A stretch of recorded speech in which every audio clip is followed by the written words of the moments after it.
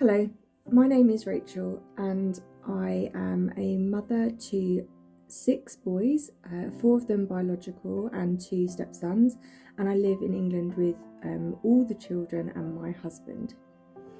In my professional life, I am a university lecturer, but today I'm here to talk to you as a parent and to talk to you about the possible impact that RSV can have on a family. Now, I knew nothing about RSV until 13 years ago. My third son, Alexander, was born on the 6th of November 2009 and was a healthy baby boy.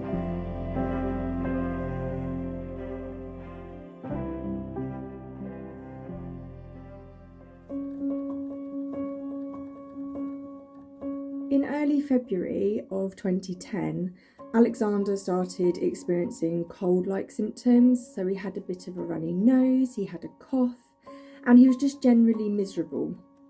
He didn't have a temperature, he was still alert, and he was still feeding. However, he just wasn't right, so I took him to our local doctor. The doctor thought that maybe he had a bit of bronchiolitis, advised that I could give him some liquid paracetamol. That evening, Alexander woke up and started to cry. And that cry was wrong. I just knew that was not a normal cry. So I dialed 999. On going back downstairs, Alexander stopped breathing. He went white and floppy. I was crying, I was panicking. I started to try and resuscitate Alexander. He did breathe, but not normally. He was gasping for air. It wasn't really normal breathing. Once the ambulance crew were at the house, they did a scoop and run. They picked him up. We went straight into the ambulance. We got Alexander into A&E. His heart actually stopped. He arrested, and a resuscitation process of about 2 hours began. Around 2 o'clock on the morning of the 5th of February 2010, Alexander lost his battle. He died in my arms. I sang to him like I did every night. I just thought that if he heard that voice, that hopefully he wouldn't be scared.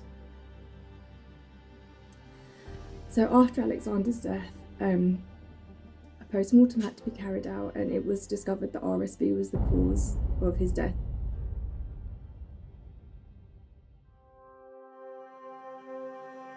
What I found astounding about this was the lack of awareness I had, or my midwife had, or even other parents that I spoke to had.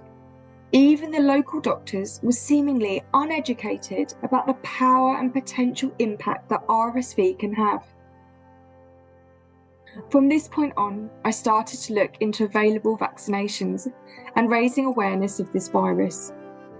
How could it be that this virus, second only to malaria in its power, could be so unknown within a parenting and medical population? And why is there no affordable vaccine?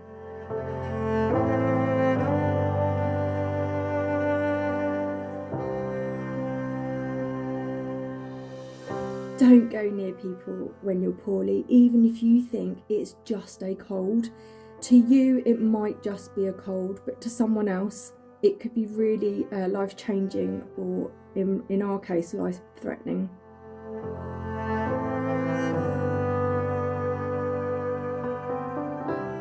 I've been on a personal mission since Alexander died 13 years ago to help raise awareness of RSV. It's something I didn't know about. We can use social media, we can talk to people, all those things help. But also education. I discovered when Alexander died from RSV that many of us are not educated in what RSV is. It's not just parents and carers and caregivers that need to be aware, but also medical professionals. Many medical professionals are not trained necessarily in RSV. So education is really, really key. As Nelson Mandela once stated, education is the most powerful weapon which you can use to change the world. And I really think that's a poignant quote, because if we have education and we can prevent these things from happening and people catching them, then maybe we can save some lives.